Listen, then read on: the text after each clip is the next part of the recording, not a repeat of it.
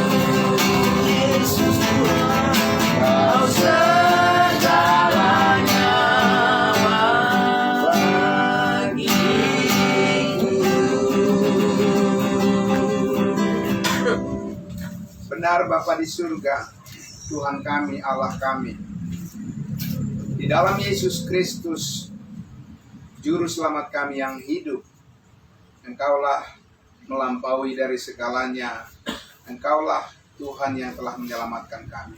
Terima kasih Bapa di surga, terima kasih atas berkat-Mu. Hari ini kami sudah diberikan kesempatan untuk mengerjakan segala aktivitas kami. Bahkan dalam 1 minggu ini Tuhan, penyertaan-Mu sungguh nyata di dalam setiap kehidupan kami. Terima kasih untuk semua umat-Mu yang sudah hadir pada saat ini Tuhan. Kami akan dengar-dengaran dengan hati yang terbuka akan firman kebenaran-Mu, supaya kami lebih masuk lebih dalam lagi ke dalam rencana-Mu yang indah.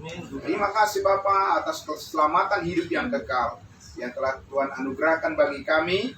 Di atas kayu salib Yesus berkata sudah selesai, dan hari ini kami menikmati segala kebaikan Tuhan yang mengalir dari darah Kristus yang telah menyucikan hidup kami. Kami bersyukur, dalam nama Tuhan Yesus kami berdoa. Haleluya, amin. Amin. Terima kasih. Ya, salam. Shalom. Puji Tuhan. Salam kudus. Salam kudus. Ya. Salam. Shalom. Mari di sini. Boleh. Mari silakan. Mari. Maafin. Silakan. Ya, boleh di sini. Perlu kursi? Nggak usah ada nenek. Oh, nenek. Emang nenek-nenek sih. Cantik kok.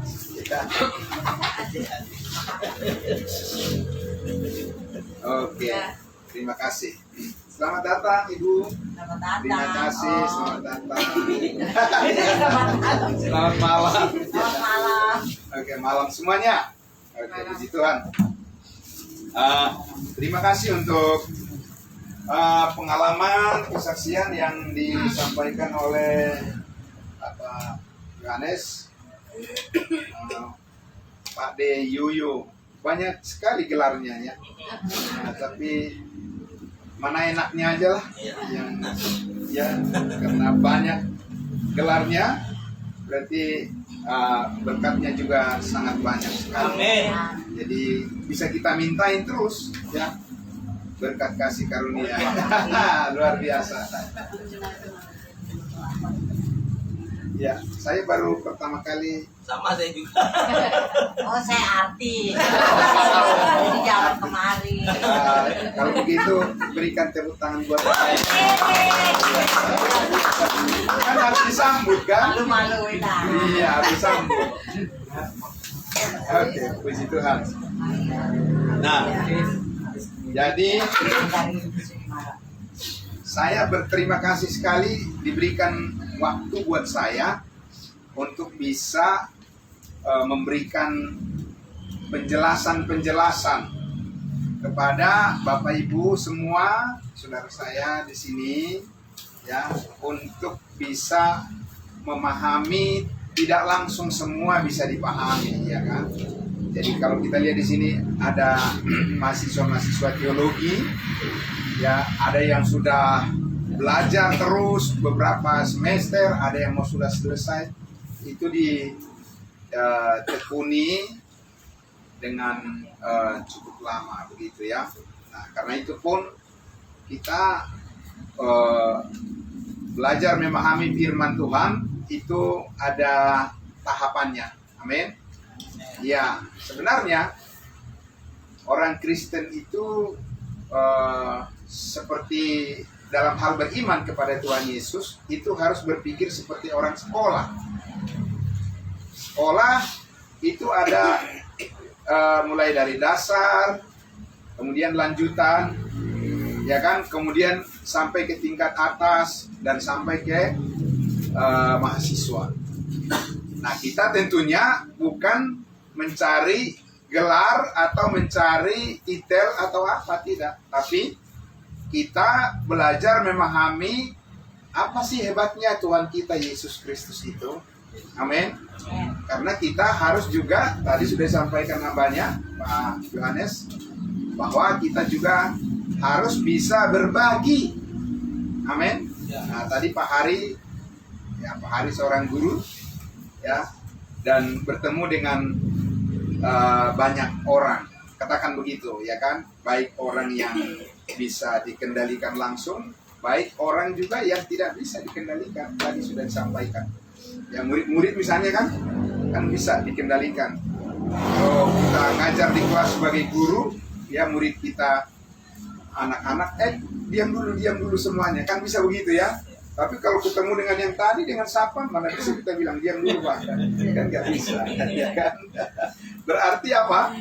Di sini kita belajar terus untuk dipenuhi oleh hikmat bijaksana dari Tuhan, karena firman itu adalah bagaikan apa? Pedang roh. Ya, pedang itu kalau di tangan yang salah itu malah jadi membunuh, bukan mendamaikan. Pedang itu jadinya membunuh, menyakiti orang lain. Nah, firman Tuhan itu disebut adalah sebagai pedang roh. Berarti harus jatuh ke tangan orang yang tepat. Amin. Kalau itu pedang jatuh ke tangan orang, misalnya pisau tuh, anak-anak kecil, berani nggak kasih anak kecil bawa-bawa pisau ke depan? Bahaya, bisa salah gunakan. Nah, firman Tuhan itu kalau tidak ditangani dengan baik, itu bisa menjadi bumerang. Karena dikatakan apa? Bagaikan pedang bermata dua. Ya, bisa melukai orang lain, bisa juga membunuh diri sendiri. Mungkin bukan secara fisik, tetapi secara rohani, secara mental, kejiwaan, itu bisa mematikan perlahan-lahan kalau tidak dipakai secara tepat. Nah, itu pembukaan saya untuk bisa kita lebih memahami mengapa kita harus terus belajar bersama-sama tentang firman Tuhan, ya, karena kita memerlukan pengertian-pengertian baru. Amin. Kan setiap hari kita sudah sibuk dan lelah, ya, mengerjakan tanggung jawab kita. Maka kita memerlukan pengertian baru yang berasal dari Tuhan untuk bisa menjernihkan pikiran kita yang kadang kita penat, kadang ada yang stres, atau kadang ada yang bebannya merasa berat sekali atau macam-macam. Ya. Nah, oleh karena itu kita akan sampai kepada satu topik di mana di sini sudah dituliskan oleh hambanya Pak Yohanes. Di sini ya ada kata-kata kalimat pertanyaan di sini apa? Perlukah kita menantikan pencurahan Roh Kudus? Kenapa harus ini? Kenapa penting dibicarakan ini? Bukan hanya ini, semua hal. Ya, tapi topik yang kita bahas itu mesti ada judulnya, ya kan? Benar ya? Masa tiba-tiba ngomong apa, judulnya apa? Judulnya apa nih? Kan begitu ya kan? Supaya apa? Supaya yang lain memperhatikan sesuai atau tidak. Nah, dasar kita adalah Alkitab, firman Tuhan. Nah, mengapa seperti ini dikatakan perlukah? Berarti kan karena di dalam kehidupan kita ini sebagai orang Kristen, sebagai orang percaya, ya saya sudah berapa kali menyampaikan bahwa dari apa yang saya pelajari, yang saya pahami, ya ternyata banyak yang sudah kita dengar lama itu belum tentu tepat seperti yang firman Tuhan ajarkan. Ya, saya bilang sekali lagi, banyak yang sudah kita dengar lama, saya juga termasuk kita, kan saya bilang yang bukan kalian, tapi saya bilang kan kita. Berarti saya juga termasuk di dalamnya. Yang sudah kita dengar itu, ya, belum tentu itu tepat seperti apa yang diajarkan oleh firman Tuhan. Ya. Nah, karena itu sekarang kita coba untuk memahami, ya, bagaimana Alkitab mengajarkan tentang Roh Kudus, ya. Jadi di sini kita secara khusus berbicara tentang apa? Roh Kudus. Nah, siapakah Roh Kudus itu? Roh Kudus adalah pribadi yang ketiga, bukan Tuhan yang ketiga. Ya, jadi jangan salah memahami. Pribadi yang ketiga dari Allah Tritunggal. Kenapa Allah Tritunggal? Karena itu yang dikatakan Alkitab. Bukan soal masuk logikamu atau logikaku atau apakah itu bisa diterima orang lain atau tidak. Itu bukan itu yang menjadi patokan, tapi apa yang diajarkan oleh Alkitab. Berdebat sampai ke langit pun, ya, iya, sampai ke langit pun ilmunya, kalau bukan karena mempercayai Alkitab, nggak bakalan temu jawabannya. Ya, nah karena itu kita berbicara tentang Roh Kudus adalah pribadi yang ketiga dari Allah Bapa, Allah Anak, dan Roh Kudus. Ya, jadi banyak orang mempersoalkan itu. Tuhan itu satu apa tiga, gitu ya? Tiga atau satu?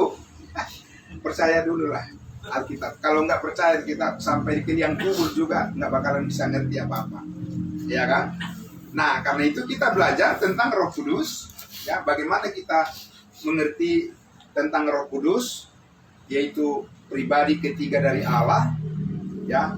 Di dalam Alkitab seperti apa pentingnya Roh Kudus dan bagaimana Roh Kudus berhubungan atau berinteraksi atau bagaimana Roh Kudus itu bersekutu ya, bersekutu dengan orang percaya.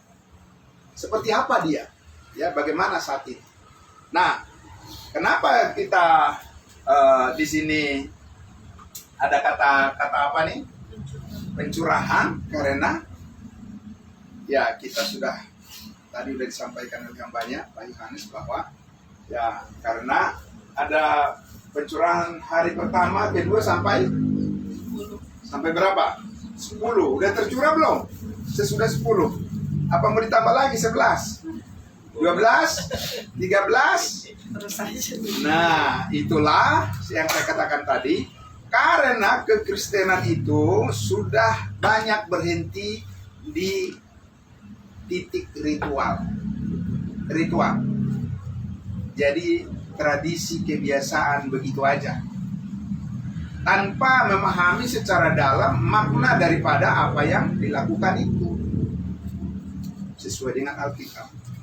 Oh, jadi berarti saya cari-cari kesalahan nih? Bukan cari-cari kesalahan, tapi memang ya tugas seorang pemberita firman itu bukan hanya mengisi jadwal, tapi tugas dia adalah membuat jemaat mengerti. Amin. Kalau bukan membuat jemaat mengerti, nggak usah lah pegang-pegang Alkitab, ya kan? Karena itu nanti cenderung akan menyesatkan orang yang mendengar. Maka kita uji melalui apa?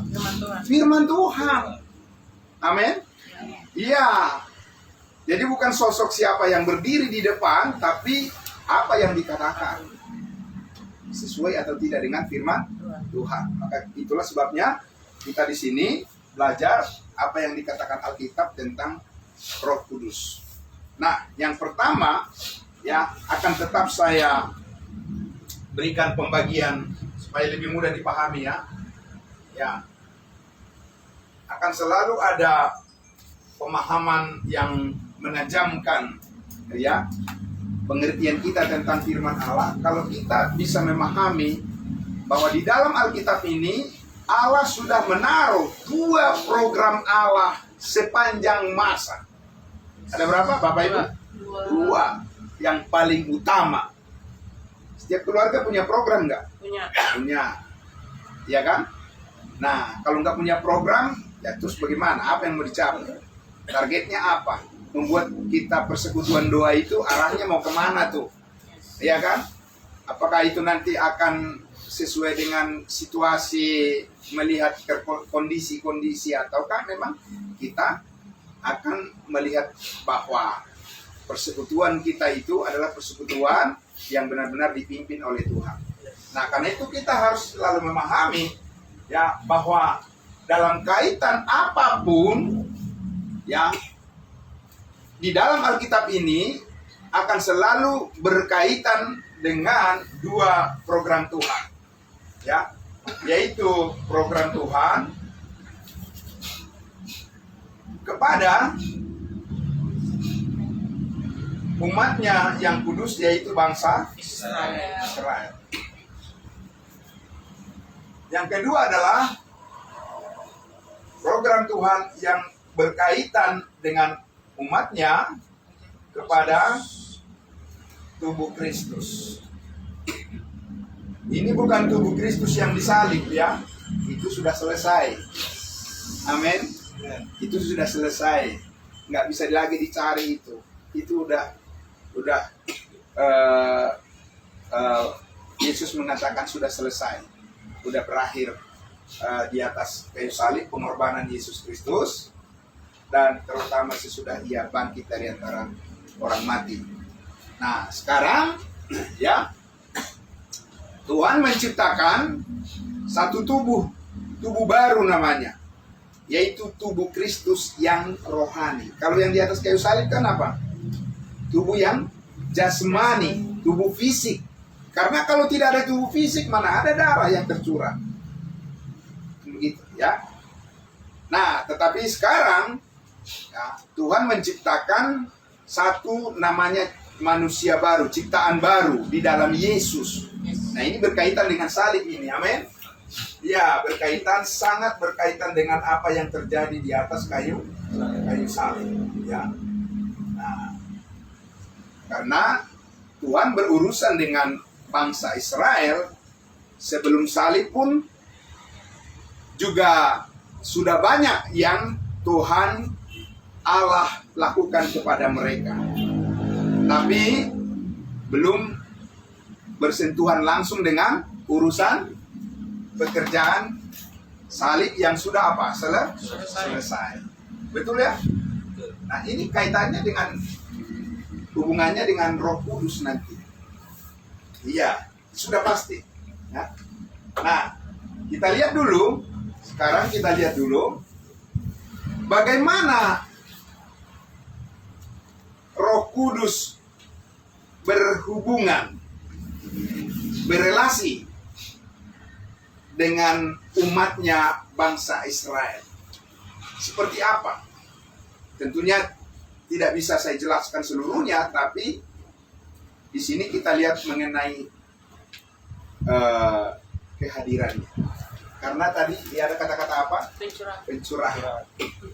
Kan berarti berkaitan dengan kehadiran kan? Ya. Kehadiran daripada Roh Kudus. Nah, kita lihat dulu janji yang disampaikan oleh Tuhan Yesus kepada murid-muridnya di Yohanes. Mari kita lihat. Yohanes pasal 7. Oke. Ya. Yohanes pasal 7. Kita akan baca ayatnya yang ke 39 atau dari ayat 38 saja supaya lebih lengkap. 38 39. Mari. Ya. Siapa membaca untuk kita?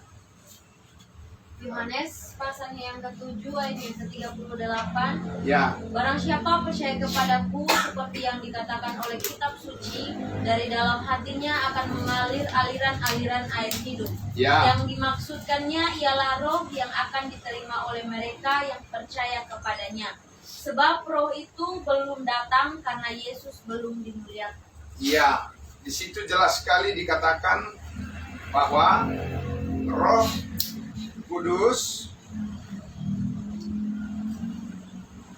belum datang. Wajar kalau tercurah kan? Karena apa? Karena belum datang. Ya. Kapan? Ketika Yesus ada di mana? Di bumi. Masih hidup secara apa? Secara jasmani. Nah, ini banyak yang tidak memahami. Jadi langsung saja, ya pokoknya Yesus belum datang, Roh Kudus belum datang dan sudah datang. Itu gimana sih memahaminya? Kayak teh celup dong, ya kan? Kadang diangkat, kadang turun, ya kan? Kan begitu kan? Nah, memang pada saat sebelum Yesus mati disalibkan, kita lihat Yesus mengatakan bahwa sebab Roh Kudus itu belum datang. Nah, itulah sebabnya Yesus menjanjikan kedatangan daripada Roh Kudus. Nanti akan kita lihat apakah sekarang juga Yesus masih menjanjikan kedatangan Roh Kudus atau bagaimana. Jadi ini supaya apa? Capek kan kalau kita nggak mengerti apa yang kita lakukan itu berhasil atau tidak. Benar Bapak Ibu? Iya. Harusnya kita melakukan segala sesuatu benar-benar itu adalah diberkati oleh Tuhan, bukan membuat lelah, kelelahan tapi hasilnya nggak dapat. Ya. Nah, jadi kepada umatnya Israel, Yesus menjanjikan bahwa Roh Kudus belum datang. Mereka masih harus apa? Menanti-nantikan. Dan itu tidak salah, karena memang Firman mengatakan begitu. Amin. Ya, cuma firman itu kita harus tahu konteksnya, kepada siapa Tuhan Yesus mengatakan dan kapan. Jadi kita nggak bisa pergi kemana saja, ada hidangan di situ, kita pikir semua itu bisa kita makan. Waduh, seraka ini kalau begini. Ya kan Bapak Ibu? Iya, coba deh pergi deh ke restoran atau pergi ke pesta dah. Semua yang ada di situ pingin apa? Ya Bu, pingin dimakan. Wah, gawat itu. Lihat aja nanti hasilnya. Bisa menyesal. Benar nggak? Iya. Jadi Tuhan itu juga membagikan firman-Nya dengan tepat. Dia tidak asal sembarangan bicara tanpa menentukan kepada siapa dia berbicara. Ya, amin. Nah, itu makanya di dalam mempelajari Alkitab tidak boleh ya tutup buka mata. Saya ingin tahu ayat emas. Saya berdoa. Berdoalah dia. Kemudian amin. Lalu dia buka. Ya kan? Ternyata ayatnya adalah enyahlah engkau iblis. Nggak cocok itu, berdoa lagi, tutup mata. Nah, itu pasti sesat lah orang kayak gitu. Karena apa? Karena itu cara memahami Alkitab yang tidak benar. Ya kan? Buka tutup mata. Walaupun sudah berdoa sampai air mata bercucuran, tapi yang keluar adalah ayat sarungkan pedangmu. Kok itu? Karena itu ada di dalam Alkitab. Nah, maka Bapak Ibu, kita lihat di sini bahwa Tuhan berbicara kepada umatnya yang kudus, yaitu bangsa Israel itu, untuk menantikan Roh Kudus. Amin. Itulah sebabnya Yesus menjanjikan pencurahan Roh Kudus. Ya. Nah, lalu janji itu kita lihatlah di dalam Kisah Para Rasul 2. Mari, langsung kita lihat di Kisah Para Rasul 2. Ya. Yang disebut dengan hari apa? Hari apa?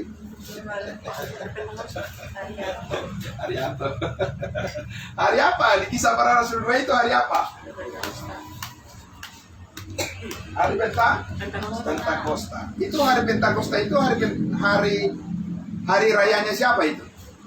Yang ini dulu, yang mahasiswa teologi dulu saya tanya. Hari raya Pentakosta itu hari rayanya siapa?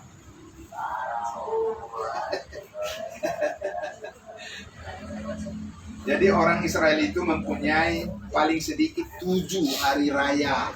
Ada hari raya roti tidak beragi, ada hari raya Pentakosta, ada hari raya Paskah, ya, dan sebagainya. Ya, itu. Jadi kalau kita bicara tentang Pentakosta, itu adalah hari raya orang Israel, Yahudi. Ya, itu tidak bisa dibantah. Memang itu Alkitab yang mengajarkan dan mengatakan itu. Kan Alkitab itu terbuka kan? Bisa dibaca oleh semua orang. Cuma cara bacanya, bagaimana cara membacanya? Kan gitu ya. Kalau huruf kalau tulisan Arab bisa membacanya nggak dari depan? Dari belakang. Nah, itu harus dari belakang. Jadi bagaimana membacanya?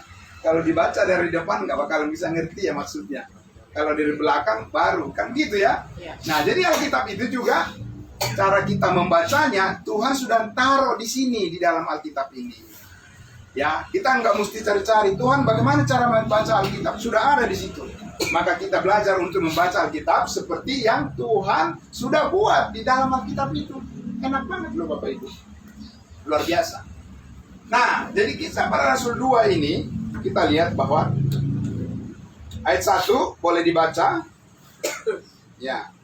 Saya akan baca saja ya. Bapak Ibu semua bisa melihat langsung ya. Biar nanti bisa ditangkap maksudnya tentang janji. Ya. Jadi ini tadi apa? Adalah sebuah apa tadi? Janji. Oke. Nah, penggenapannya di sini di Kisah Para Rasul 2 ini. Ya. Ayat 1 dikatakan ketika tiba apa? Hari Pentakosta. Sudah ada belum? Di situ apa namanya? Oh, kita lanjut dulu. Semua orang yang percaya berkumpul di satu tempat. Tiba-tiba turunlah dari langit suatu bunyi seperti tiupan angin keras yang memenuhi seluruh rumah di mana mereka duduk. Dan tampaklah kepada mereka apa? Lidah-lidah. Seperti apa? Nyala api yang bertebaran dan hinggap pada mereka masing-masing. Siapa di sini yang sudah pernah melaksanakan penantian Roh Kudus? Kita tanya dulu, lidah-lidah api yang bagaimana yang sudah dialami? Udah belum? Yang menanti-nantikan pencurahan Roh Kudus di sini, siapa yang mengalami ada lidah-lidah api yang menyertai? Sudah ada? Oh, belum ada. Berarti Lidah-lidah apinya nggak muncul ya. Tapi menanti-nantikan Roh Kudusnya iya, setiap tahun. Ya kan? Iya. Nah, gitu kan? Kan itu yang dikatakan Alkitab di sini. Jangan kita bilang, oh bukan itu maksudnya. Waduh, ini udah lebih pintar orangnya dari Alkitabnya ya kan? Dari Tuhannya. Hah? Oh gitu ya? Gitu. Karena nggak cocok dengan ajaran di gereja saya, di denominasi saya. Tidak bisa begitu. Ya, denominasi dan gerejamu itu bukan itu penentu kebenaran. Otoritas kebenaran itu adalah apa? Alkitab. Ya. Tuhan tidak menghakimi kita nanti orang percaya berdasarkan gerejamu dan gereja aku. Tidak. Nggak ada itu. Percayalah. 100% dijamin. Tuhan menghakimi semua orang berdasarkan firman. Amin. Itu penting. Supaya kita jangan jatuh pada fanatik tapi fanatik apa? Fanatik bukan pada Alkitab tapi fanatik pada agama. Bahaya tuh, ya kan? Nah, coba kita lihat di ayatnya yang ketiga, dan tampak sudah tadi ya. Setelah tampak lidah-lidah api dikatakan ayat 4, maka penuhlah mereka dengan apa? Dengan Roh Kudus. Itu yang dijanjikan Tuhan Yesus. Ya. Pencurahan Roh Kudus terjadi. Dan mereka dipenuhi oleh Roh Kudus. Kalau sudah dipenuhi Roh Kudus, pasti ada yang terjadi kan? Apa yang terjadi? Siapa di sini yang sudah pernah dipenuhi Roh Kudus? Coba kasih tahu saya. Berbahasa roh. Iya kan? Benar nggak? Kalau dipenuhi oleh Roh Kudus, apa yang terjadi? Soalnya saya belum pernah yang begini, yang seperti ini. Berarti saya belum pernah dipenuhi Roh Kudus ya? Apa? Ayat 4. Maka penuhlah mereka dengan Roh Kudus, lalu mereka mulai berkata-kata dalam bahasa-bahasa lain, glosolalia, bahasa lidah, seperti yang diberikan oleh Roh Kudus itu kepada mereka untuk mengatakannya. Jadi jangan heran karena itu kalau orang merasa sudah paling dipenuhi oleh Roh Kudus, dia akan apa? Ya, sambaran dan ya, pokoknya you know what I mean, ya, supaya tidak terlalu panjang, kan begitu ya. Dan itu berusaha supaya apa? Supaya menjadi apa? Menjadi tanda. Dia itu ingin memberikan suatu tanda bahwa dia sudah dipenuhi oleh Roh Kudus. Yang lain enggak gitu. Wah, makanya pernah Bapak Ibu Saudara, ada orang datang ke gereja kami, bergereja pertama kali, terus setelah itu dia tidak datang lagi. Saya tanya, Bu, kenapa tidak datang? Nah, di situ nggak ada Roh Kudus katanya. Jadi roh jahat yang ada di situ. Karena cuma dua kan, kalau bukan Roh Kudus ada roh jahat. Waduh, tapi saya nggak sempat nangis sih. Ya kan, karena apa? Karena saya mengerti bahwa ibu itu belum mengerti. Ya kan? Dia itu menghakimi jadinya. Ya, judgmental namanya. Mental sifat menghakimi tapi tidak punya dasar. Ya. Masa di gereja saya tidak ada Roh Kudus? Emang dia lihat? Kan begitu kan? Hanya karena tidak ada yang iya, begitu. Saat penyembahan nggak ada soalnya yang begitu. Biasa aja, tentram, ya kan? Nah, tapi karena mereka berpikir bahwa kalau Roh Kudus ada, pastilah ada apa? Ada bahasa-bahasa roh, maka itulah dijadikan penilaian tentang Roh Kudus di dalam gereja, dalam persekutuan. Itu sudah keliru, Bapak Ibu sekalian. Ya, sudah keliru. Karena kita lihat saja, ini tadi berbicara Tuhan kepada orang, bukan kepada orang Indonesia, padahal dia orang Indonesia. Ya kan? Saya orang Indonesia. Saya bukan orang Israel. Suku saya juga tidak ada dari 12 itu. Suku saya sendiri. Suku Bapak Ibu juga. Ada sini orang Israel? Suku Ruben?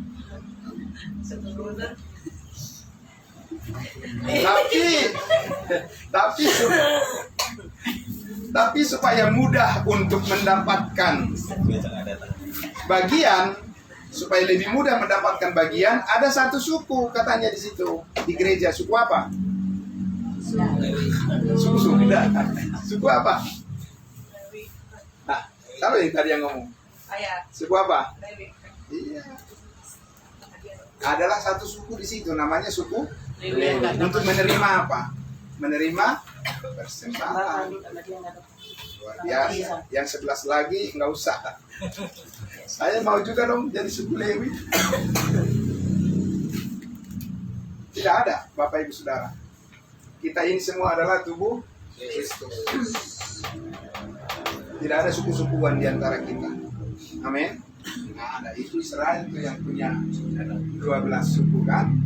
Jadi kalau masih suku-sukuan cara berpikirnya, berarti dia tidak heran kalau dia masih apa? Masih menantikan. Tidak heran masih menantikan dia. Dia belum memiliki seutuhnya. Ya masih meminta. Terus meminta. Entah sampai kapan kelarnya. Kan begitu.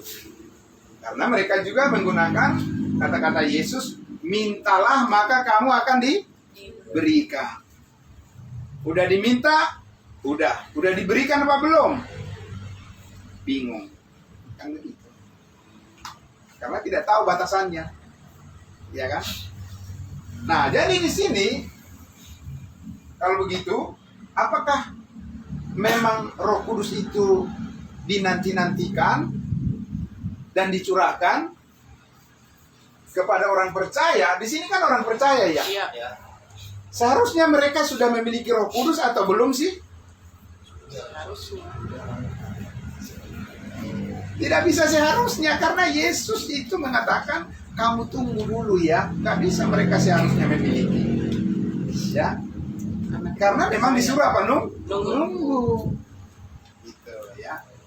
Lalu nanti kita lihat apakah kita sebagai tubuh Kristus juga nunggu juga? Sampai kapan nunggunya? Kan gitu, ya kan? Nah, itu. Jadi sekarang ini kekristenan itu jadi lari ke ini apa namanya ritual gitu. Jadi mirip dengan agama-agama lain. Ya, mau apa menampilkan ritual, pertandingan ini apa namanya? Upacara. Gitu.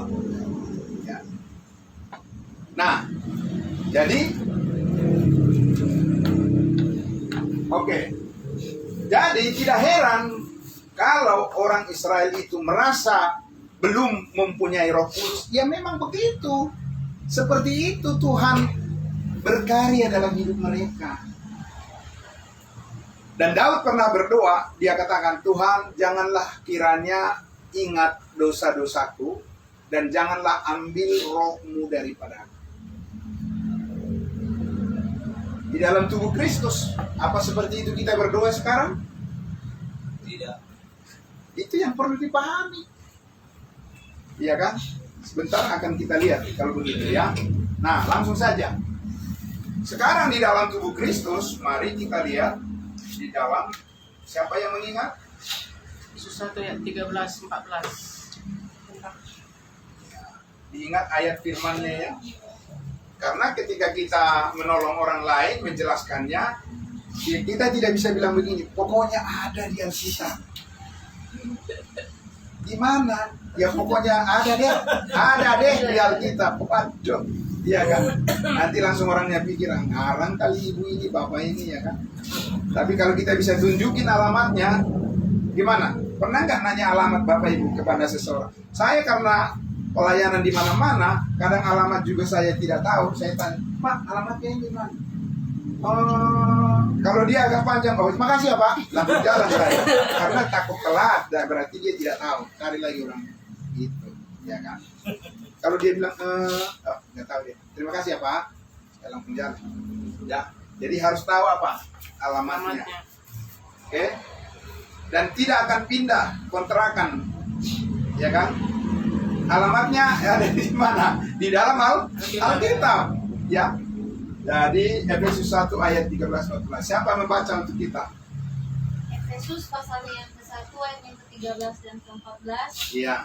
Di dalam Dia kamu juga, karena kamu telah mendengar firman kebenaran, yaitu Injil keselamatanmu. Di dalam Dia kamu juga, ketika kamu percaya, dimeteraikan dengan Roh Kudus yang dijanjikannya itu. Di dalam dia itu siapa? Yesus. Kamu. Siapa kamu ini? Siapa kita? Orang Gitu ya? Kudus. Ada kan yel-yelnya kan? Siapakah kita? Orang Kudus. Kita orang kudus yang disebut sebagai apa? Tubuh Kristus. Tubuh Kristus. Di dalam Yesus kamu. Jadi kita ini sudah ada di dalam Yesus, bukan di luar. Yes. Ya. Yang di dalam nggak minta-minta. Ya. Orang sudah di dalam kok masih minta-minta, bagaimana? Modal. Jadi kesadarannya itu yang Belum. apa namanya, naik turun kayak tensi, ya kan? Kadang dia naik, bentar lagi, kita nggak boleh beriman kayak gitu. Amin. Karena apa? Hidup di dunia ini berat tantangannya. Kalau iman kita juga tidak berdiri di atas fondasi yang kuat, kita bisa terombang-ambing. Amin. Ya. Nah itu tujuannya belajar firman Tuhan itu.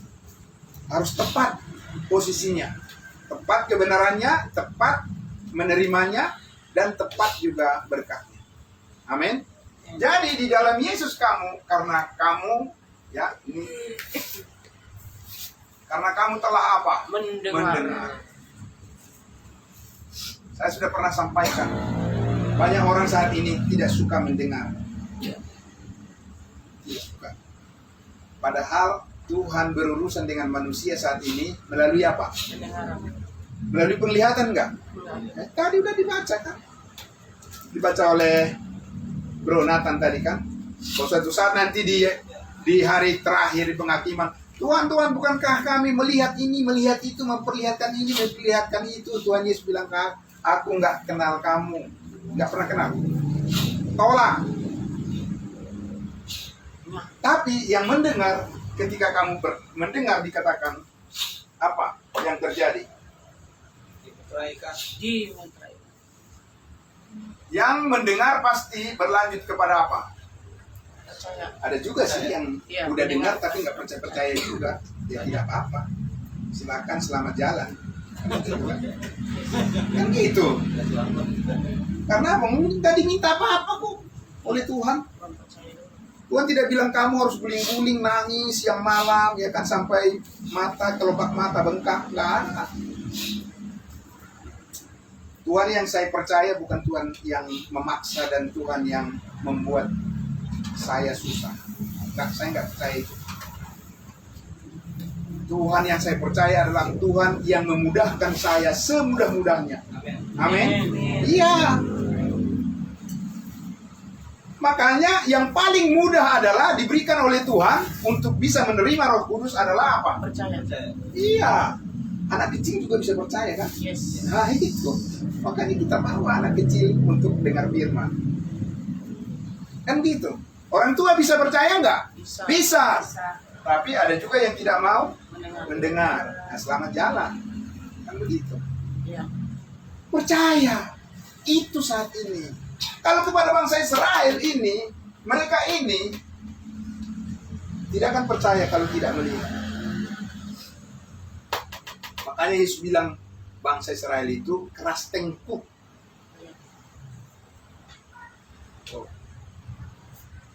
Lihat kan sekarang berapa banyak orang yang udah dimatiin terus. Tapi itu urusan mereka, ya kan? Karena kita tidak tahu masalahnya apa. Yang kita lihat adalah puluhan ribu nyawa manusia mati sia-sia. Dan yang melakukan pembunuhan itu adalah siapa? Siapa ya? Dia nggak nonton berita ya? Itu adalah bangsa Israel. Sudah hampir 80.000 ya mati sia-sia. Nah, tapi itu tanggung jawab karena kita tidak tahu masalahnya apa-apa. Mereka terancam atau bagaimana kita tidak tahu kan. Nah, tapi yang jelas adalah mereka tidak akan percaya kalau tidak melihat. Karena begitulah karakter yang sudah Tuhan bentuk kepada umatnya Israel. Jadi sekarang ini katanya kita Israel, makanya susah percaya kan? Iya. Karena apa? Kita nempel-nempelkan diri kita kepada yang bukan Tuhan tetapkan menjadi kita, salah mengenal diri. Ya kan? Keliru tentang knowing self. mengetahui diri sendiri. Kan itu penting kan? Siapakah saya? Kan begitu kan? Itu. Kalau saya bilang saya adalah orang Israel, oh pantas saja kamu terus menanti-nantikan Roh Kudus. Oh iya begitu. Iya. Itulah yang kamu imani. Capek kan? Kita sampai kapan datangnya? Datang dan pergi. Kau datang dan pergi. Jadi kan begitu. Iya kan? Jadi nggak pernah tentram. Karena apa? Di sini ada usaha kerja keras yang belum tentu berhasil. Seperti orang Israel, nggak berhasil. Buktinya, Yesus kembali ke sorga padahal udah datang di tengah-tengah mereka kan? Benar nggak Bapak Ibu? Iya, sudah datang, udah ditunjukin wajahnya, mujizat udah dilakukan, berbagai macam hal. Tapi cuma di sini mereka apa? Gagal. Iya. Nah bangsa lain saat ini, ya bersyukurlah kalau Bapak Ibu dan saya sudah menjadi orang Percaya. percaya. Amin. Amin. Amin. Tapi nggak semua percaya kan? Ya. Nggak semua. Dan mereka akan lebih berat hukumannya Tidak pernah menyerah. di penghakiman yang akan datang karena Tuhan sudah mempermudah. Tapi mereka tidak mau menerimanya. Lebih berat hukuman mereka daripada bangsa Israel. Karena bangsa Israel suatu saat akan dibela oleh Tuhan Yesus. Kalau dia datang yang kedua kali ke bumi, pasti dibela mereka. Karena mereka adalah biji matanya. Bangsa Israel adalah umat pilihan Tuhan. Ya kan? Kegagalan mereka saat ini, yaitu urusan mereka dengan Tuhan. Tapi kita yang diberi kesempatan saat ini menjadi channel berkat, amin. Yes. Maka Tuhan, jadi dengarkan Bapak Ibu ya, Tuhan saat ini sangat disenangkan hatinya kalau ada orang yang Percaya. nah, itu yang dikatakan oleh Pak Yohanes tadi, ya kan? Satu orang saja, kan begitu kan? Amin. Nah ini banyak, Bapak Ibu. Bagaimana Tuhan nggak senang, amin? Amin. Iya, kita harus aminkan itu. Karena apa? Karena kita adalah anggota Tubuh Kristus. tubuh Kristus. Kitalah orang yang sangat diberkati oleh Tuhan saat ini, tapi karena kita percaya, bukan karena kita berusaha. Usaha kita nggak bakal bisa nyampe untuk membuat kita ketemu dengan Tuhan. Buat aja tangga setinggi-tingginya, pasti akan jatuh terus. Coba deh. Tapi nggak usah coba lah, buat apa? Gagal. Karena udah banyak orang lain yang mencoba soalnya, jatuh terus. Dia buat tangga ke surga, ya kan? Dia buat tangga dengan segala macam usaha dan segala macam, jatuh terus. Karena apa? Karena bukan manusia yang buat tangga, Yesus juru selamat, amin. Amin. Akulah jalan, kebenaran dan hidup. Kan Yesus sudah katakan. Dan tidak ada yang sampai ke sorga kalau tidak melalui aku, kata Yesus, amin. Tapi orang lain bilang apa? Bisa kok. Ya kan? Kalau kita potong apa? Obat. Nah, dan seterusnya. Pokoknya itulah. Ya kan? Padahal nggak bisa nyampe lewat itu. Ini, bro. Kan gitu kan? Percaya. Ya, percaya apa? Percaya bahwa Yesus sudah mati menghapus apa? Segala dosa kita. Segala dosa. Amin. Siapa yang tahu ayatnya? Jangan ada yang menjawab yang datang dari luar, yang dari Jakarta. Di mana ayatnya? Yang mengatakan bahwa Yesus sudah mati menghapus semua dosamu dan dosaku. Di mana ayatnya? Ibu pernah dengar itu? Artis? Jangan ketawa aja, ini di sini bukan.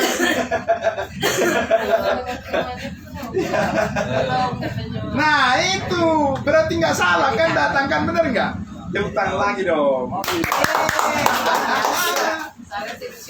Nah, saya kasih tahu ya ibu ya. Ya makanya ibu sangat beruntung datang ke sini. Saya kasih tahu di Kolose pasal 2. Kolose pasal 2 ya, terima kasih. Nah,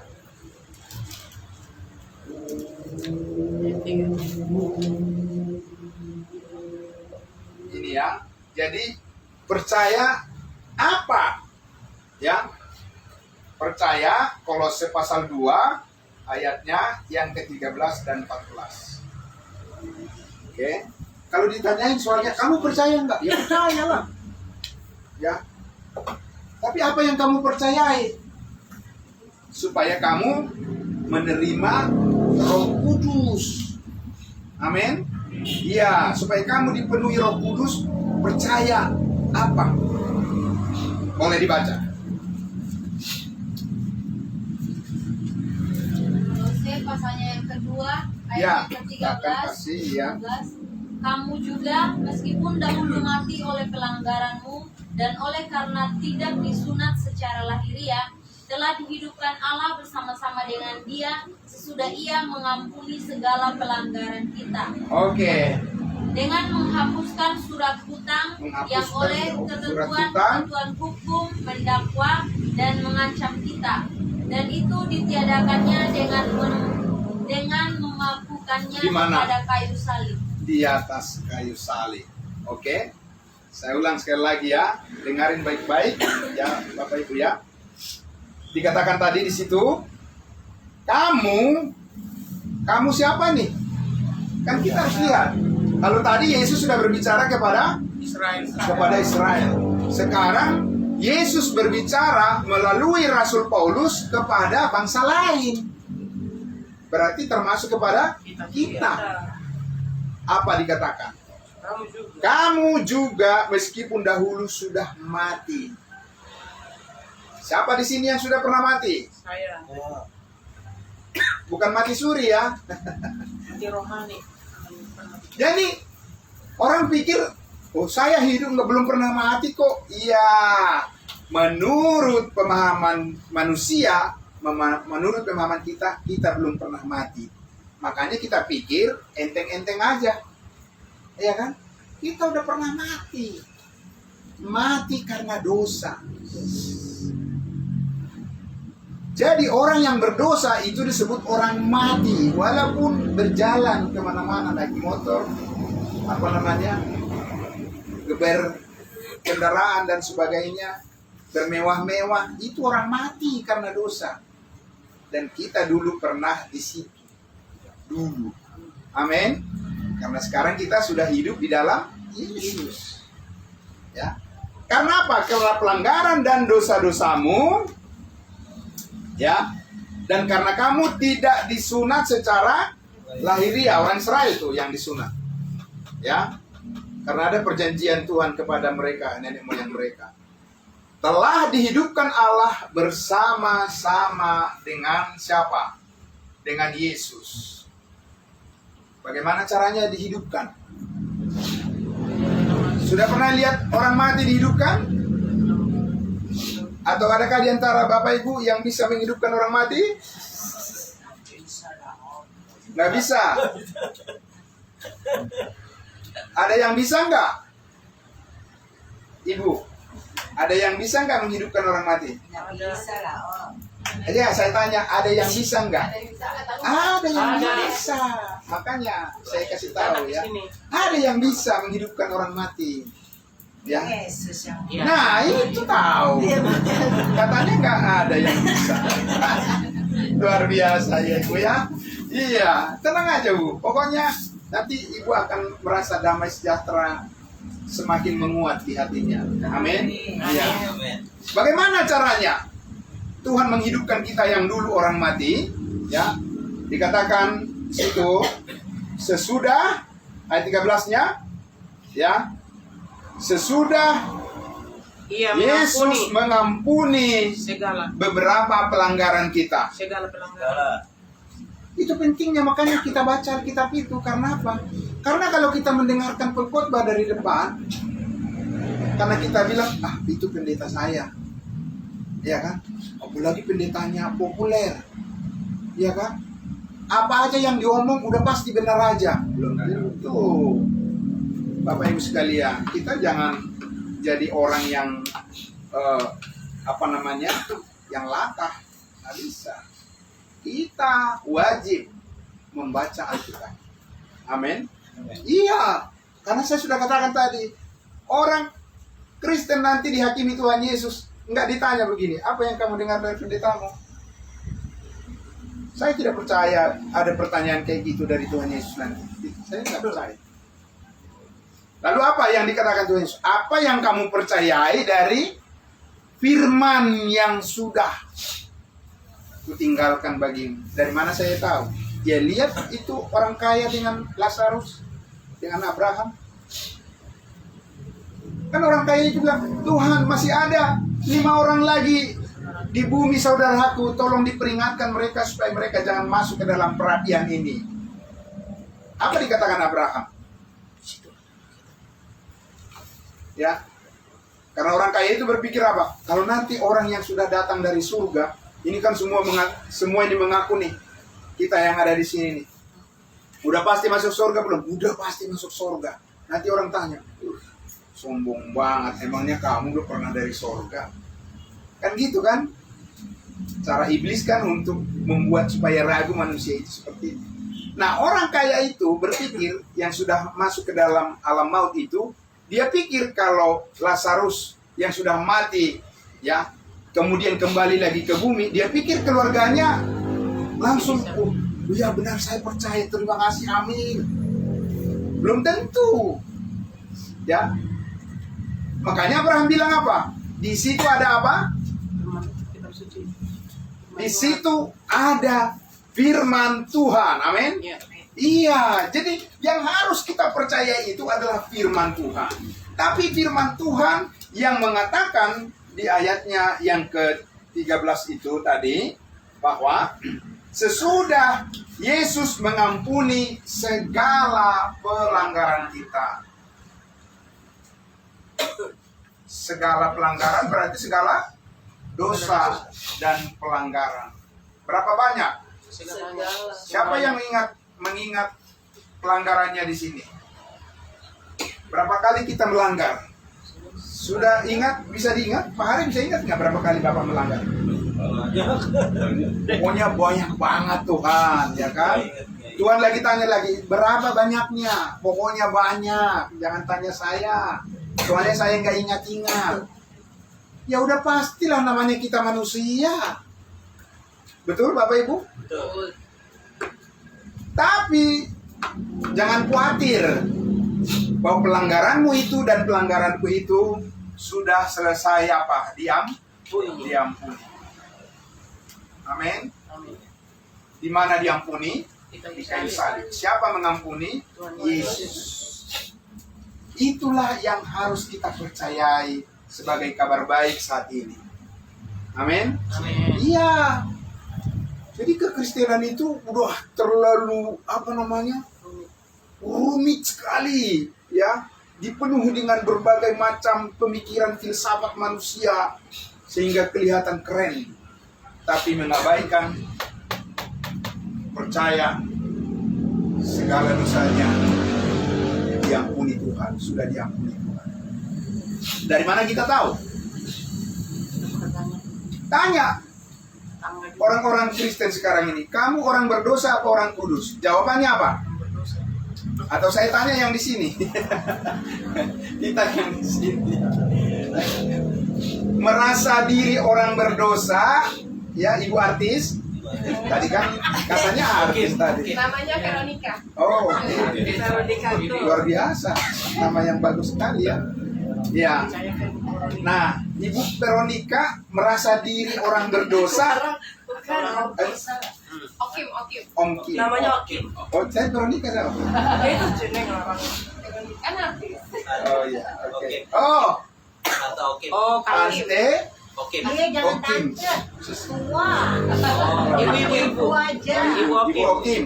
Nah, merasa diri orang berdosa atau tidak? Dia orang berdosa lah. Tempatnya di mana? Cocok ini dapat datang. Tempatnya di mana kalau orang berdosa? Di neraka. Kita sudah di surga nih. Ikut nggak? Ya nanti. Nanti. Ini. Nah, sekarang mau saya kasih tahu bahwa ibu bukan ke neraka loh, bukan orang berdosa lagi. Ya, ini saya kasih tahu nih dari firman Tuhan. Ya, nah itu. Jadi supaya apa? Supaya nanti ibu apa? Supaya ibu percaya. Bukan supaya ibu melakukan ini dan itu. Wah, itu udah. Bukan itu yang mau saya sampaikan. Supaya ibu percaya. Percaya apa? Bahwa percaya ibu sudah pasti masuk surga karena Tuhan Yesus sudah menghapus semua segala pelanggaran ibu di atas kayu salib. Amin. Iya. Lah iya, itu firman Tuhan. Kan begitu kan? Bukan saya yang mengatakan. Nah, karena itu firman Tuhan, ibu diminta hanya untuk apa? Percaya. Iya. Dan semua yang ada di sini yang diminta juga apa? Percaya. Percaya. Maka saya tanya tadi, udah percaya atau belum? Sudah. Apa yang dipercayai? Yang dipercayai semua dosa kita sudah diampuni Tuhan Yesus. Nah, kalau semua dosa ibu sudah diampuni Tuhan Yesus, semua utangnya sudah dibayar, lunas. Pertanyaannya, masih orang berhutang atau tidak? Orang berdosa, masihkah? Ya tidak lah. Nah, tapi Yesus yang membuat itu, amin? Iya, itulah upah dari ibu percaya. Upahnya itu. Tepuk tangan dong. Iya, kan? Iya. Jadi, ya. Dan memang karena apa? Karena membawa damai sejahtera. Percaya itu bukan membawa sungut-sungut, tapi membawa ucapan syukur. Amin. Itu. Dan itulah yang Tuhan karuniakan kepada kita.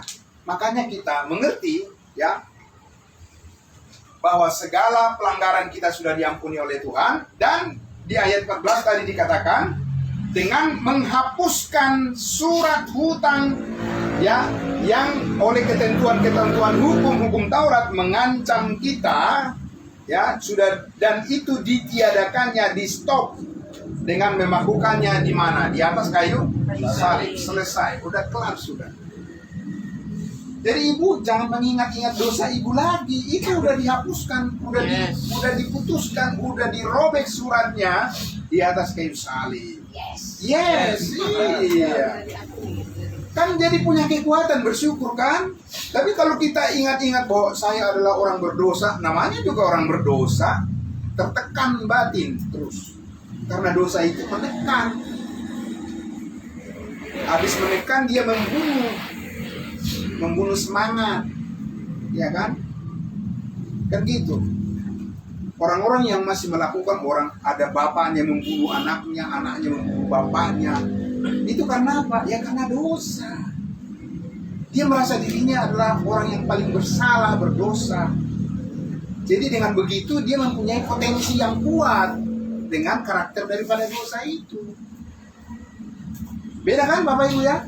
Iya beda.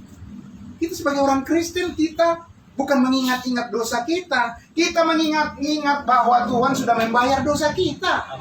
Amin. Iya, kalau berdoa terima kasih Tuhan, Engkau sudah mengampuni semua dosa saya. Itu ada yang ulang-ulang. Karena apa? Karena ada kekuatan Allah di situ. Amin. Yang menyelamatkan setiap orang yang percaya dan bahkan memperbaharui karakter daripada orang percaya menjadi serupa dengan gambaran Kristus. Nah, oleh karena itu kita kembali ke Efesus 1 ayatnya yang ke-13 dan 14 tadi. Di dalam Yesus kamu, siapa tadi yang membaca? Di dalam Yesus kamu, karena kamu mendengar firman kebenaran. Ini kita lagi mendengar ini ya. Nah, sekarang lanjut kepada tahapan percaya. Ketika kita percaya, apa yang terjadi? Ya. Ketika kamu percaya, dikatakan apa? Dimeteraikan dengan Roh Kudus. Dengan Roh Kudus. Termeterai, ya, Roh Kudus. Enggak pakai menunggu-nunggu dan mencurah-curahkan. Tidak ada itu. Ya. Langsung termeterai. Amin.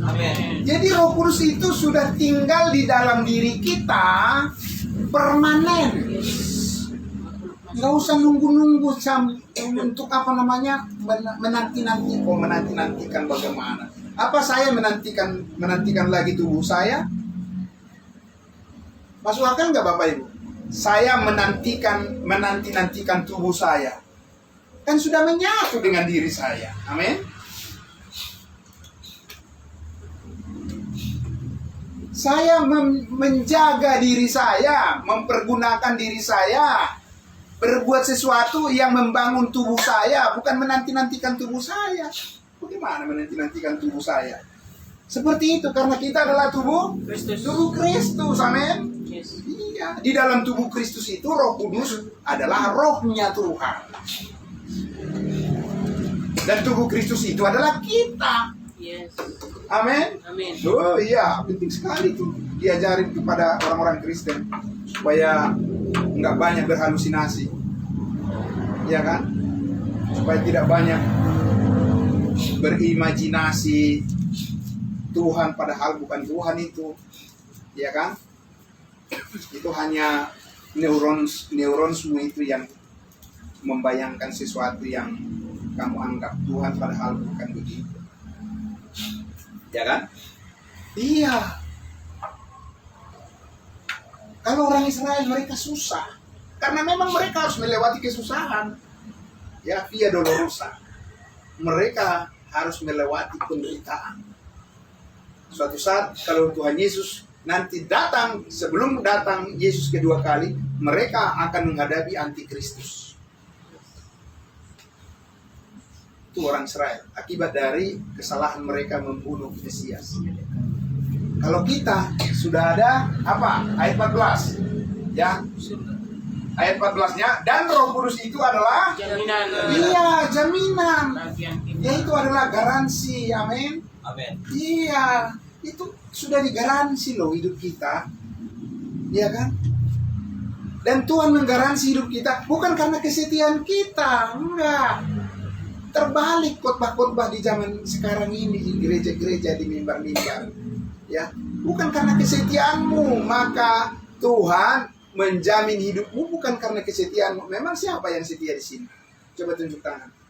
Saya sudah menjadi setia. Iya, jujur saja. Tunjuk tangan aja. Iya kan? Karena kesetiaan. Tapi ada juga orang merasa udah dirinya udah setia kan? Banyak. Ada. Itu menurut kamu. Kalau setia menurut Tuhan Yesus itu adalah nggak boleh salah. Iya. Bukannya sekali. Saya sekarang hanya sekali sehari kok salah. Berarti setahun? 10 tahun? Iya, banyak juga. Padahal satu pun dosa cukup membuat orang masuk ke neraka kan? Iya. Jadi harus sempurna. Dan kesempurnaan itu hanya ada pada Yesus. Benar ya, Bu? Iya. Benar ya? Apa yang benar? Tahu. Habis Ibu ngobrol sih, selain saya menjelaskan. Ya, biar Ibu ini rasakan kemenangan dalam hidup ya. Nah, oke. Begitu. Terus sampai mana tadi? Hanya keselamatan ada di dalam Yesus. Kita sebagai tubuh Kristus. Kristus. Iya. Jadi, ketika kita percaya dan Roh Kudus itu menggaransi, menjamin, kita tidak akan hilang. Iya. Nah, bukan kayak orang Israel ada anak yang hilang kan? Pernah baca nggak cerita anaknya? Ada. Yaitu mereka sekarang ini lagi hilang dari hadapan Tuhan. Karena apa? Tuhan tinggalin mereka untuk sementara waktu ditinggalin. Ya kan? Dan sekarang berkat itu mengalir kepada kita. Yang dulu nggak dianggap apa-apa kita ini. Karena kita bukan orang pilihan, bangsa pilihan. Sekarang kita jadi orang pilihan karena kita percaya. Amin. Amin. Semua orang bisa jadi orang pilihan asal dia percaya. Jadi bukan Tuhan memilih orang tertentu masuk surga, orang tertentu lagi masuk neraka. Ada kan ajaran Kristen kayak gitu kan? Ada. Ada ajaran gereja, iya. Lah, bagaimana Tuhan bisa menentukan orang masuk neraka? Di mana kasihnya? Gitu ya. Jadi orang dipilih oleh Tuhan itu karena dia apa? Percaya. Makanya semua orang bisa jadi pilihan. Asal dia percaya. Kalau nggak percaya nggak bakal bisa jadi pilihan. Pilihan bagaimana? Percaya aja kagak. Enak aja, ya kan? Itu. Jadi sudah ada garansi Roh Kudus tinggal di dalam hidup kita. Untuk apa? Supaya kita dekat memuliakan Dia. Amin. Iya. Nggak jauh, nggak usah pakai apa. Doa. Iya. Ngapain manggil-manggil kayak gitu? Jauh banget, ya kan? Hari gini kan begitu kan? Jadi nggak perlu harus berteriak-teriak. Sadari. Lagian juga kalau banyak berteriak kan secara emosi apa? Nggak sehat kan? Berisik. Iya, makanya kalau marahin anak juga jangan terlalu teriak-teriak terus. Itu, tapi ngesalin Pak, gitu kan? Iya, tapi tidak lebih baik dampaknya daripada kalau kita dengan lembut mengajari anak kita itu. Harus dimarahin nggak? Iyalah, harus dimarahin juga. Masa nggak dimarahin? Kalau nggak dimarahin, berarti anak itu pikir semuanya benar gitu ya. Tapi yang jauh lebih penting dari situ adalah anak-anak kita harus mengenal kebenaran. Iya. Amin. Iya. Iya, karena bukan kita yang akan, tidak sanggup kita mengubah keluarga kita.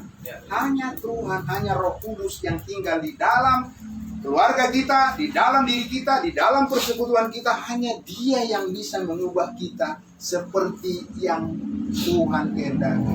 Karena kita tidak tahu 100% apa yang Tuhan kehendaki. Kita hanya belajar kan. Amin. Iya, hanya berproses kita. Berproses untuk menjadi seperti yang Tuhan mau. Tapi bagaimana yang Tuhan mau, Dia yang membuat. Luar biasa kan? Iya. Bapak ini. Dan Dia pasti membuatnya. Karena apa? Dia mengasuh tubuhnya. Kita. Ya kan? Kita, ibu-ibu kan mengasuh keluarganya kan? Iya, seperti itu. Karena ada kasih di situ, menyayangi keluarganya, diasuh. Iya. Kan begitu. Kita kan keluarga Allah. Kita keluarga Tuhan Yesus. Amin. Yang tidak dibedakan berdasarkan hal-hal kulit, warna kulit dan bahasa dan tingkat sosial. Kita semua sama-sama anggota tubuh Kristus. Sedikit lagi kita baca di 1 Korintus pasal 12 ayatnya yang ke 13 dan 14. Silakan. 12. Ya.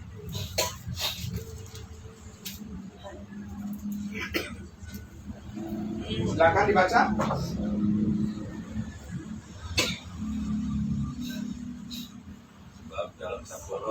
Sebab dalam satu roh kita semua baik, kita semua. Oh, ayat 12 dulu ya. Sorry. Maaf. Ayat 12. Karena seperti tubuh itu Iya. sama. Ayat 12. Karena sama seperti tubuh itu satu dan anggota-anggotanya banyak. Tubuh itu ada berapa? Satu. Kita ada berapa di sini? Banyak. Terus tubuh itu berarti tubuh apa? Yang satu itu Tubuh Kristus. tubuh Kristus. Amin. Iya. Dan tubuh Kristus itu bukan secara jasmani, makanya kita banyak nih. Kalau itu banyak. Ya. Tapi tubuh Kristus itu secara rohani, tubuh Kristus itu satu kesatuan. Sudah diikat oleh darah Yesus. Ada darah Yesus di dalam pahari. Tuhan lihat itu. Ya kan? Di dalam saya juga darah Yesus. Dan kita semua ada darah Yesus. Amin. Itu yang membuat kita hidup. Karena manusia hidup kalau masih ada darah kan. Nah, kita hidup di dalam Yesus, di dalam persekutuan. Ya, itu karena darah Yesus. Nah, oleh karena itu dikatakan di ayat 12, demikianlah dikatakan tubuh itu apa? Tubuh satu. Yaitu tubuh Kristus. Amin. Dan anggotanya banyak.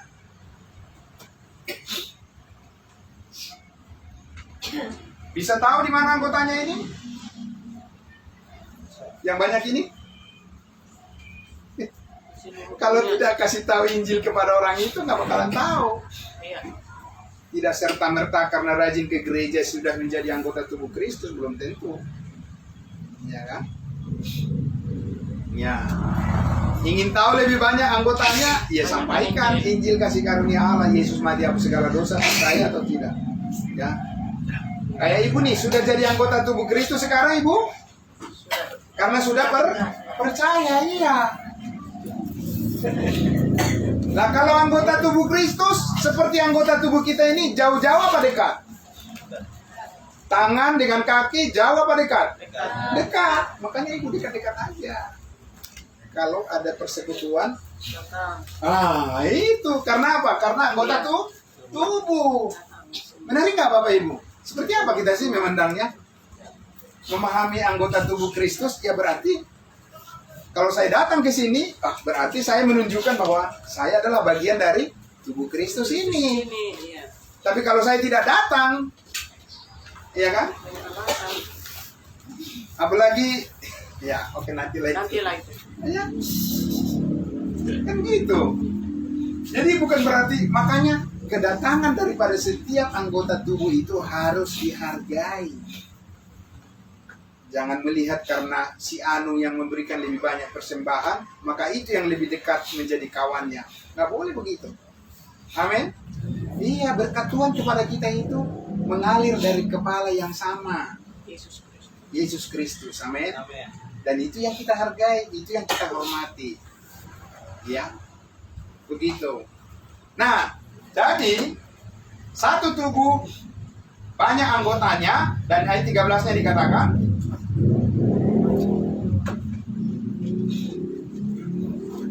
ayat 13 dikatakan, sebab dalam apa? Satu roh. Yaitu Roh Kudus. Ya, semua baik orang Yahudi ya maupun orang Yunani, iya, baik orang budak, baik orang apa lagi kita di sini? Suku-suku kita. Jawa, Jawa, suku Batak, suku Nia, Semua. Teruskan. telah dibaptis menjadi satu tubuh, Ya. semua diberi minum dari satu roh. Iya, amin. amin. Dibaptis menjadi satu apa? Satu tubuh. Satu tubuh. Dimasukkan ke dalam satu wadah. Amin. Ya. Wadah tubuh Kristus namanya. Yes. Amin Bapak Ibu. Itu yang paling penting. Dan diberi minum. Itu tadi air kehidupan itu. Diberi minum oleh satu roh yang sudah tinggal di dalam diri kita. Iya, diberi minum, dikasih kehidupan terus melalui firman-Nya. Nah ini kita lagi minum nih. Ya.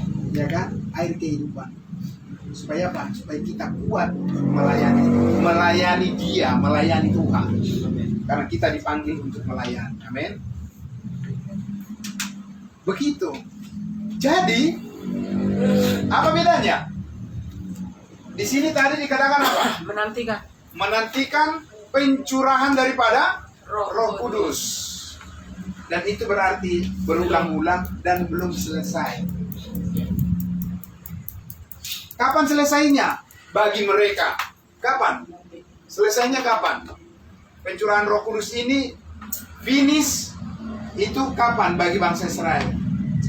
Ketika Yesus nanti datang kedua kali membela mereka, itu baru finish.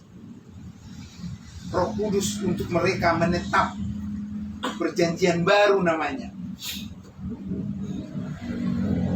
Ya, itu Pak, Bapak Ibu.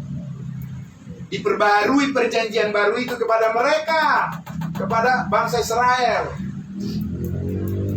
Dan Roh Kuduslah yang membuat mereka nanti mengerti kehendak Tuhan sepenuhnya, dan mereka akan banyak melakukan mujizat di bumi ini, dan semua bangsa-bangsa nanti akan terheran-heran melihat pekerjaan Tuhan melalui umatnya Israel. Apa kita mesti harus menunggu itu baru kita bersuka cita? Tidak. Sekarang kepada kita dikaruniakan semuanya. Amin. Iya. Makanya kita sekarang hidup bukan karena Melihat, tapi karena percaya. Iya. Bapak Ibu sekalian, luar biasa ya. Iya. Jadi kepercayaan kita ini harus kita kelola semua. Ya. kepercayaan kita ini kepada Tuhan Yesus ini harus ditumbuhkan. Itu ya. Iya. Melalui apa kita tumbuhkan? Melalui firman-Nya. Melalui datang belajar. Ya. Melalui kebersamaan kita seperti ini. Melalui mendengar, karena iman timbul dari Pendengaran. Pendengaran akan firman Kristus. Nah, sekarang kalau begitu, ya, kembali ke pertanyaan ini. Kita jawab sekarang pertanyaan topik pembahasan kita malam hari ini. Perlukah kita menantikan pencurahan Roh Kudus lagi? Tidak. Belum semua menjawab. Jawab. Jangan bilang, ya saya sudah jawab di dalam hati. Kan kita anggota tubuh. Berarti kita semua satu dengan yang lain mengkonfirmasi apa yang kita mengerti tentang tubuh itu. Amin. Supaya apa? Supaya tidak ada terjadi apa? Kalau di dalam tubuh kita ini ada apa namanya? Kalau kita sakit, berarti ada yang tidak harmonis kan? Iya. Iya. Kayak gitu. Tubuh Kristus itu juga begitu.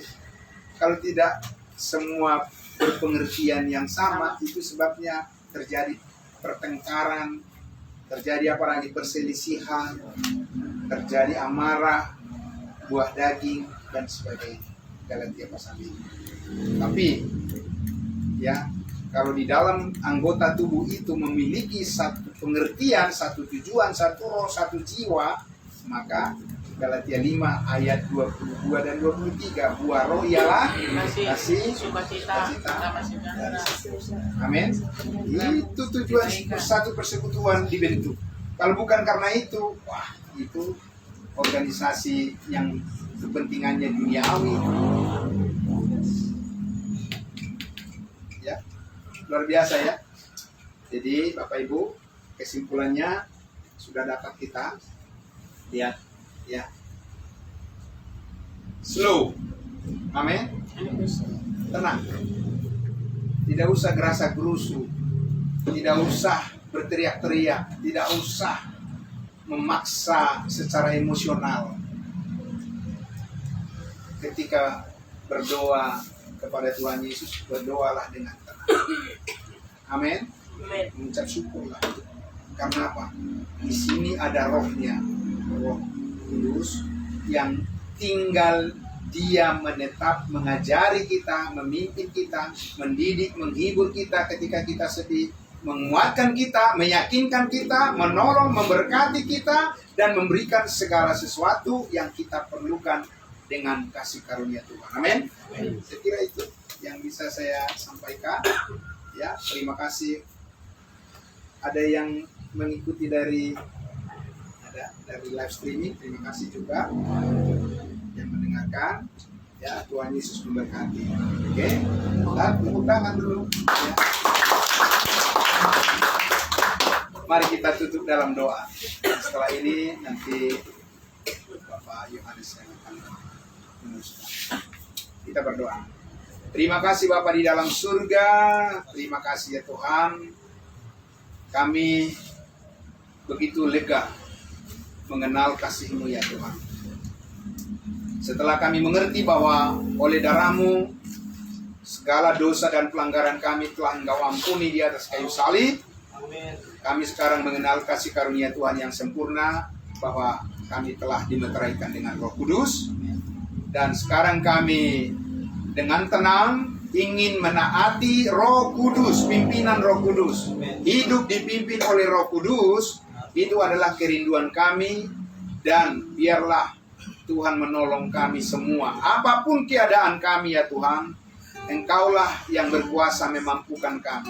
Dan pasti Tuhan memakai hidup kami, karena kami adalah anggota tubuh-Mu masing-masing berfungsi sebagaimana yang Tuhan kehendaki untuk membangun tubuh itu, bukan meruntuhkan, tapi untuk memberikan apa yang Tuhan telah nyatakan bagi kami semua, di antara sesama kami saling membangun, saling menolong, saling meneguhkan, dan kami bertumbuh di dalam kasih karunia-Mu. Makin banyak jiwa yang dimenangkan untuk kemuliaan nama-Mu.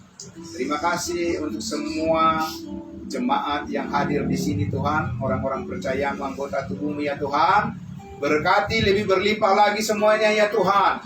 Dan terima kasih untuk kesembuhan yang Tuhan berikan bagi ibu kami di rumah ini Tuhan Yesus. Bapa di sorga, sungguh kami terus mendoakan setiap pagi, setiap hari kami bawa dalam doa ya Bapa. Karena Engkaulah yang menyembuhkannya, dan oleh kuasa darah-Mu, dan oleh kuasa firman-Mu, dan oleh kuasa Roh Kudus kami percaya ibu kami ini akan terus dipimpin oleh Tuhan dan diberikan kelegaan di dalam hatinya. Bersyukur senantiasa kepada-Mu atas keselamatan hidup yang kekal dan tidak akan pernah sia-sia lagi. Terima kasih Bapa atas kesembuhan yang Kau berikan baginya, dan terima kasih kami juga yang selalu mendoakan. Kami bersyukur di dalam nama Tuhan Yesus kami berdoa. Haleluya. Amin. Amin. Terima kasih. Terima kasih. Terima kasih Oma. Terima kasih. Terima kasih. Bye bye Oma. Oma Bek. Terima kasih. Terima kasih. Oh, ya. Oke.